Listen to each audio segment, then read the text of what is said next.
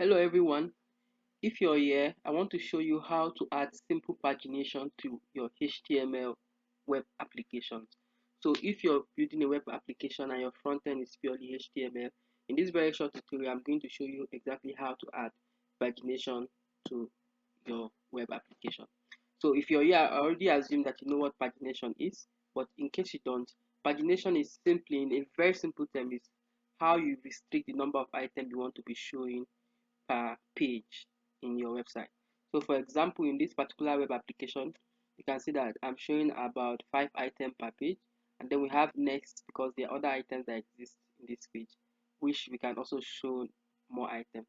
Then when I click on next, we have the previous button and also the next button right here. Okay, so I can go next to the last 3 items here, then I can return back to the previous item where I come from.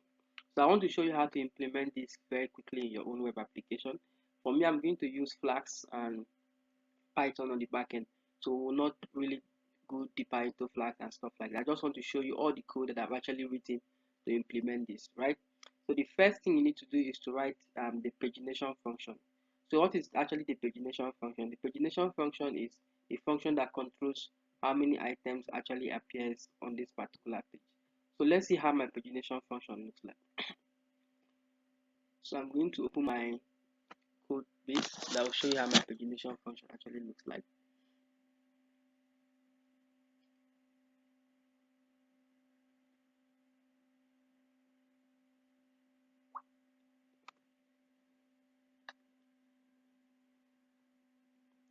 Okay, now to look at how my pagination function looks like, let's scroll down to where I actually define it, which is in one of the general.py file.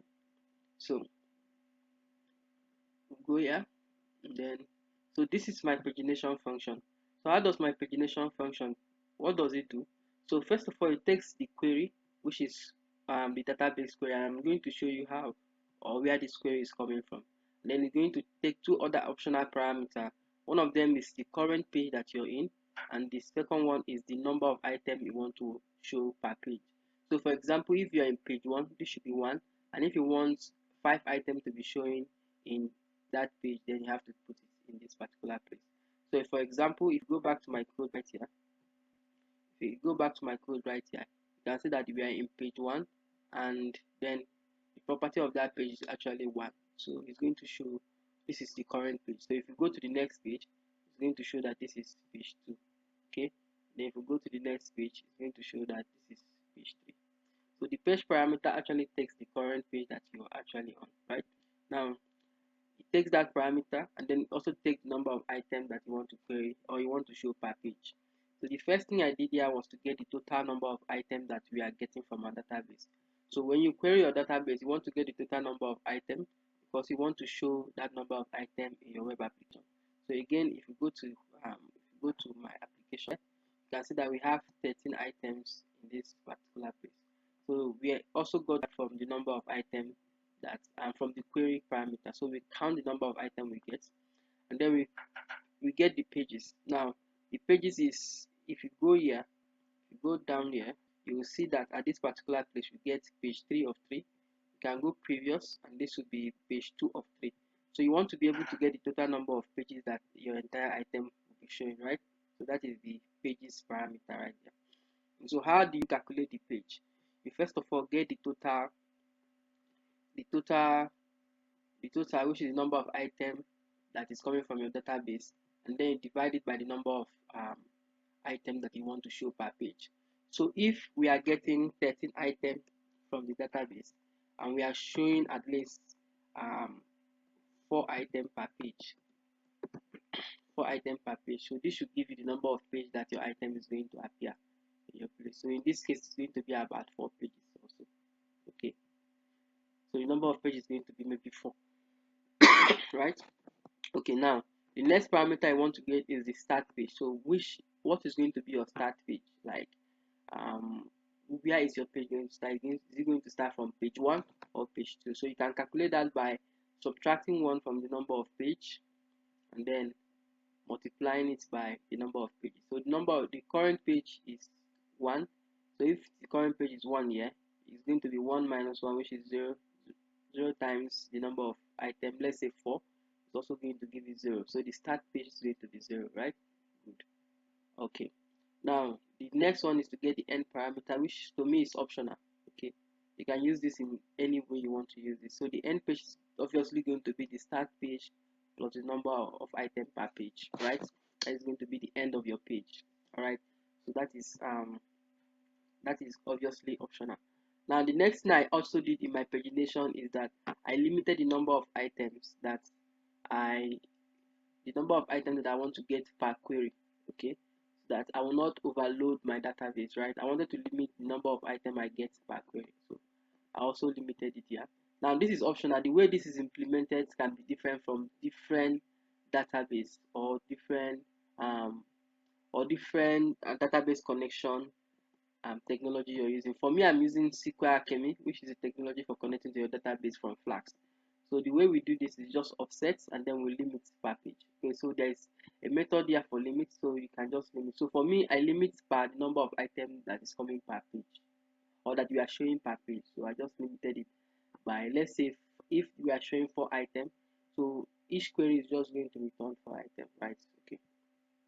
Then after that, I have this function for serializing my items. So every item that I return from the database is going to be serialized and then entered into a list. So let me show you how this serialized method actually works. So if you go to my database model right here, you're going to see this serialize function. So when I query from a database, it's going to serialize all the columns that is coming from that database into a dictionary.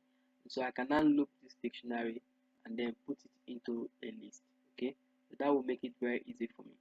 Now the next most important parameter we want to define is the next and previous URL, so that the user can go next and go to the previous. So how do you get the previous URL? The way you calculate the previous URL is to check if the current page is greater than 1.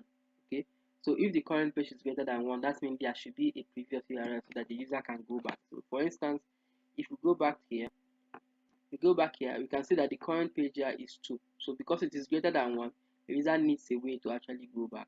Then that is when we can create the previous URL. So what is the previous URL? The previous URL is the current endpoint and the page. The current endpoint and the page minus 1. So for example, the current endpoint, if we go back to the beginning of this page, let's go back to the beginning of this page. So if we go back to the beginning, let's go back here, and I'm going to remove the page here. I'm just going to refresh this. So this is the current URL of this particular page right now. Okay, where we just have the next button. Okay, this is the current URL. So this Python library, which is request, allows us to get that particular endpoint. So it will return that endpoint and then add the page, the current page to it. Okay, it will add the current page to it. Then that will give us the previous URL. And then for the next URL, which is taking it to the next page, it also gets the current endpoint and then add the current page plus 1. Okay, so now if you click on next here, you can see that this is the current page, or the previous page was 1, but 1 plus 1 now will be 2, right? If we go back, for us to be able to go back, we have to subtract 1 from the current page, right? So if subtract 2 minus 1 here, is going to give you 1, which will now take us to the previous page, right? Good. So we get the previous page, which should be the endpoint minus the page minus 1. Okay, while the next URL is going to be the endpoint current page plus 1. Okay, now for after doing all of this, we need to be able to find a way to return all the data so that we can use it in our front end. So we return the item, which is the item as realized here, and then the pagination data, which includes obviously this can be different. So the number of items you want to return here can be different for everybody. So for me, I return the total number of items that is available, and then I return the total number of pages. I return the current page. I return the item that is going to show per page, number of items that is going to show per page. I return the previous URL and also return the next URL. So this is how I create my own algorithm for pagination. Obviously, it's going to be different for everybody, but the general idea is almost the same thing. Now let me show you how this is actually being used to interact with my database. So if I go to my repository here, I have few places where I've actually used some of this data. So the first thing, which is the query that I told you I'm going to show you, is how I query the database directly. So for this place, I want to query this database and get all data that is equal to the user ID and then order them by creation date. So after doing that, I simply pass the query to the the pagination function, and then the number of pages, or the number of pages, yeah, the current page and the number of items I want to show per page. And so because we are having this data, returned to us, so we are having this data, this dictionary, having this dictionary here returned to us. We can now use the dictionary successfully in our place here, right?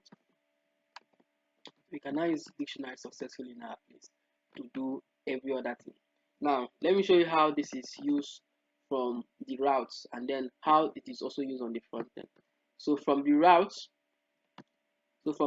here, we can get the current page from the page argument, from the request argument. So when the user makes a request, the endpoint also return the page argument. So we can get the current page argument here, and then we pass it whenever we are calling that particular function. So you can see we pass the current user, pass the type of destination, and then we pass.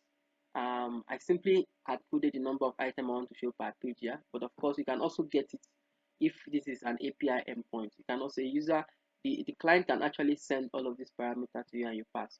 So you can actually get this from the request endpoint, or you can get this from an API endpoint if this is an API, and then you pass them to the function and they will return this data for you.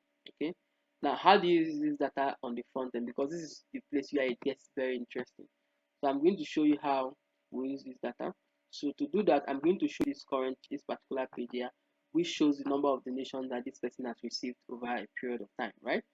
So if we go to our code base back, I will go to this page, which is donation history right here. We can see that